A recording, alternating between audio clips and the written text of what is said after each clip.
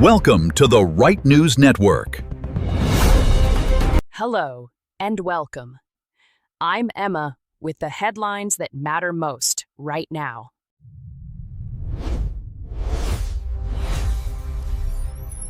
The U.S. is caught between its promise to reopen a critical shipping lane and the risk of triggering full-scale conflict with Iran.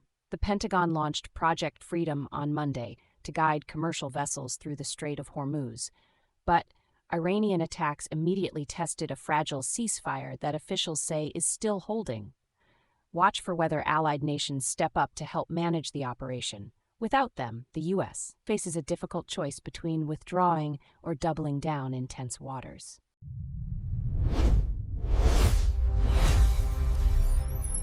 Continuing on world, the Iran conflict is now hitting Americans' wallets as jet fuel prices spike and airlines hike baggage fees to offset costs. President Trump is pressuring Iran to make a deal while maintaining military threats, but analysts say Tehran won't negotiate without major concessions on sanctions and regional recognition.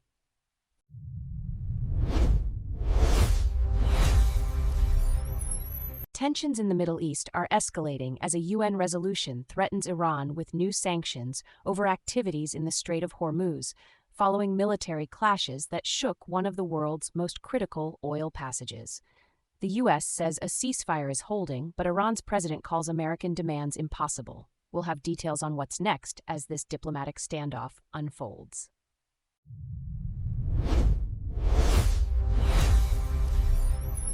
Emma. Tensions are boiling over across 3 separate conflict zones tonight, threatening to collapse fragile ceasefires and drag major powers into direct confrontation.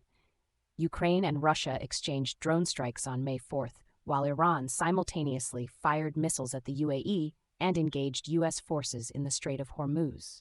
Watch for signs of diplomatic intervention in the coming days.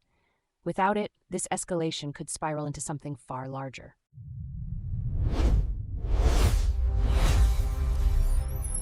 Continuing on world markets, the UK is facing a borrowing crisis that could squeeze public services and household finances for years to come. Long-term government debt costs have hit their highest level since 1998, with investors demanding premium returns over inflation concerns.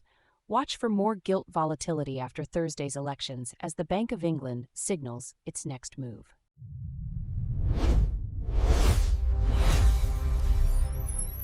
That wraps up today's top stories.